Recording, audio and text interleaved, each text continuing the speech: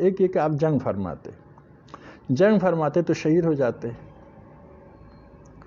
کربلا میں تو امام حسین شہید ہو گئے، ادھر امام حسن شہید ہو جاتے تو کیا نقصان تھا؟ نقصان یہ تھا کربلا میں بنو امیہ کے چہرے سے نقاب اٹھا تھا، امام حسین کے خون نے موج ایجاد کیا،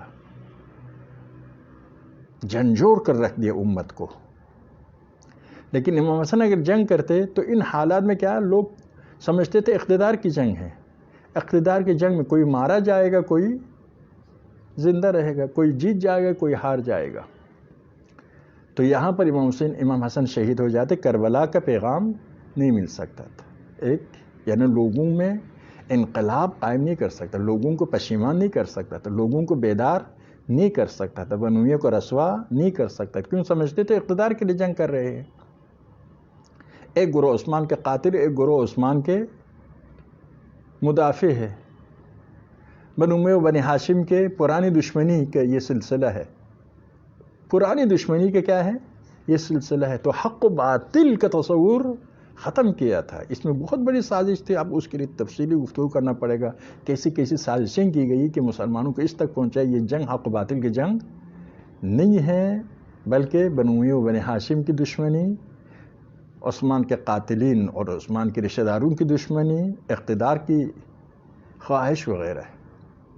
ایسے حالت میں آپ جنگ کرتے تو شہید ہو جاتے تو امیر شام کے لیے میدان خالی ہو جاتا. امت کے ساتھ جس طرح سے کھیل کھیلنا چاہے کھیل کھیل سکتا تھا. لیکن زیادہ امکان یہ تھا کہ امیر شام امام کو شہید نہ کرتا، سارے امام کے چاہنے والوں کو شہید کرتا.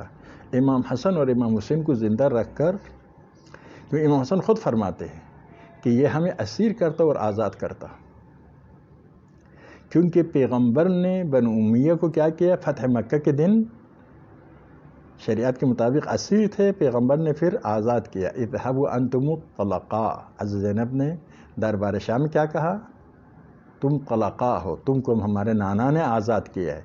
یہ اپنے لیے گالی سمجھتے تھے، کیونکہ اپنے آپ کو مد مقابل بنی ہاشم سمجھتے تھے، اسی لیے یہ ان کے لیے گالی تھی کہ بنی ہاشم کے پیغمبر نے ان کو کیا کیا ہے؟ آزاد کیا ہے.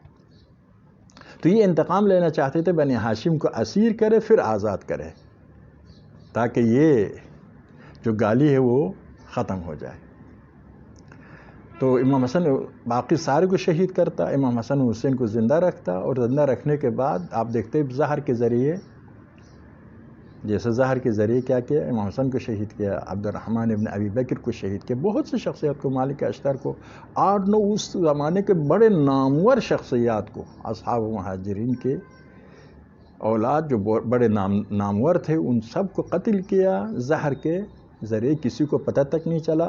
جیسا آج کل ہوتا ہے ملک کے اسرار 30 سال 40 سال کے بعد جب خطرہ ٹل گیا تو بتاتے ہیں، بعض وقت ممکن ہے سینکڑوں سال بھی نہ بتائے. وہاں پر بھی یہی تھا. یہ بعد میں کشف ہو گیا کہ امیر شام نے اس طریقے سے ان سب بزرگان کو راستے سے ہٹایا.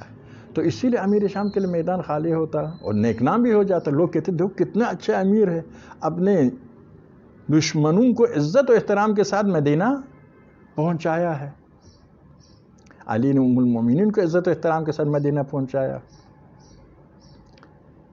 تو ہم نیک نامی کے باعث بنتا، ہم جیت جاتا اور شیعہ سب ختم ہو جاتے، علی کے چاہنے والے ختم ہو جاتے، تو ان کا مقصد حاصل ہو جاتا.